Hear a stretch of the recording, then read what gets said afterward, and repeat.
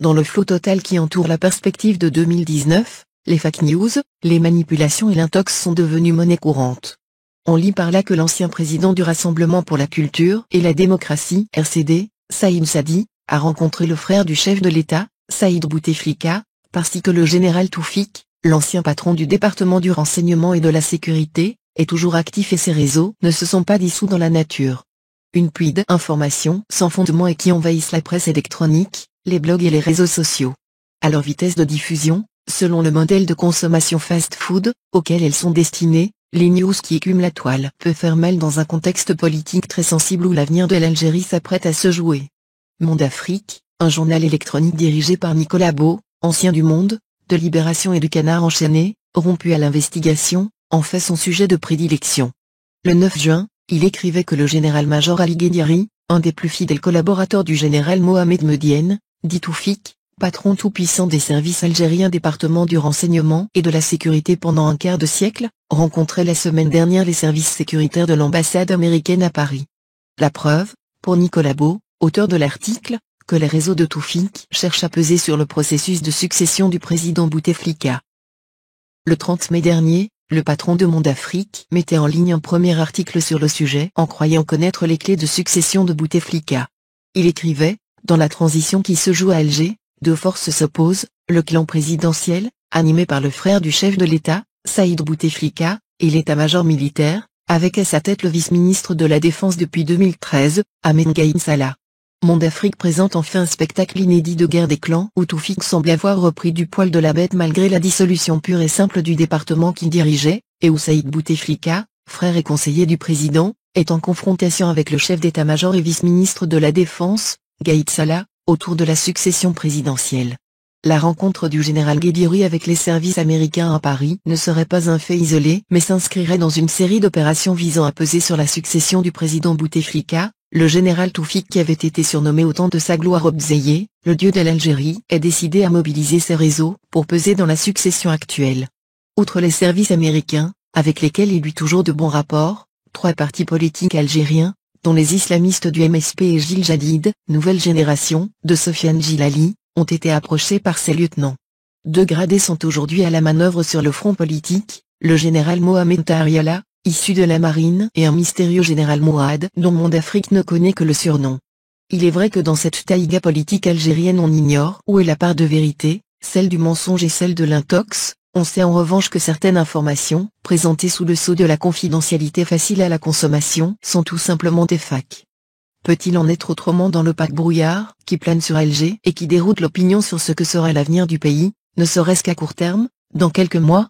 Le site français inscrit le départ du général Tartag dans le cadre de la guerre de succession du président Bouteflika, l'éviction de Tartag, l'ancien numéro 2 du département du renseignement et de la sécurité de 2011 à 2014 devenu quelques mois plus tard conseiller à la présidence, avant d'être promu à la tête de la DSS, est en tout cas la condition pour que puisse être préservée la cohabitation actuelle entre l'armée et la présidence.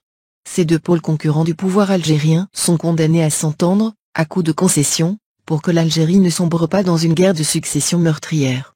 Le journaliste français cite deux probables remplaçants au général Tartag à la tête de la DSS. Le premier, le général Abdelkader Bourarezig, est l'actuel patron de la direction de la sécurité intérieure, DSI. Il serait un protégé de Saïd Bouteflika. Le second favori est le général Ben Daoud, l'ancien responsable de l'ex-département du renseignement et de la sécurité en France et auparavant en Suisse. Selon le site français, le général Ben Daoud présenterait un double avantage aux yeux de la présidence. Il n'a jamais cessé de cultiver ses réseaux au sein des proches du général Toufik, dont le pouvoir actuel craint les manœuvres hostiles. Il bénéficie d'une visibilité réelle à l'international, notamment en France, où il fut l'interlocuteur privilégié de nombreux journalistes, des barbouzes français et de certains politiques français. La conclusion du site français, qui passe généralement pour être proche de la communauté du renseignement français fait froid au dos. Le brouhaha d'Alger avait annoncé une prétendue et invraisemblable rencontre entre l'ancien président du RCD et Saïd Bouteflika que Monde Afrique a vite fait de supprimer en présentant ses excuses, avouant son erreur et mettant fin à l'ahurissement de l'opinion, qui lisait la veille que les deux hommes travaillaient la main dans la perspective de 2019. Mais la réponse et la réaction la plus vive au scoop de Nicolas Beau est celle du général à la retraite Guedjari qui aurait, selon le journal électronique, rencontré les services américains à Paris. L'officier de l'armée nationale populaire lui a adressé une cinglante mise au point. À lire Monde Afrique, On est tenté de penser que vous avez hypothéqué les principes qu'on croyait être les vôtres et que vous n'avez eu de cesse de mettre au service des nobles causes, tant votre journal est devenu le déversoir d'insanité d'obscurs redresseurs de tort, écrit le général, qui soupçonne l'existence de gorges profondes mal intentionnées et qui alimente Nicolas Beau. Sincèrement, lui dit-il, vous méritez mieux que de vous comporter en sous-traitant de l'ignominie au point de colporter ce qu'ils n'osent pas dire ouvertement, en signant leurs articles. Le général considère que ces gens-là sont tout simplement trop lâches pour affronter. Il est tout aussi important, lui précise-t-il, que vous sachiez qu'en quittant l'armée, pour les raisons qui demeureront miennes, je n'ai nullement renoncé à mes convictions. Elles feront office de phare de ma vie. Et, au risque de vous surprendre, ainsi que ce qui vous intoxiquant, ajoute-t-il, je vous apprends que cette armée m'a façonné. En moi, elle a insufflé l'abnégation, le désintéressement, l'esprit de sacrifice et, surtout, l'amour de la patrie.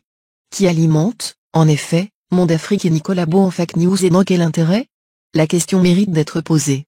Pour rappel, le site Monde Afrique avait également écrit dans son article, que le général à la retraite, a été un envoyé spécial auprès de la cellule sécuritaire américaine basée à Paris, en vue de reprendre l'influence sur les choix décisifs de la vie politique algérienne, et ainsi préparer les prochaines élections législatives algériennes.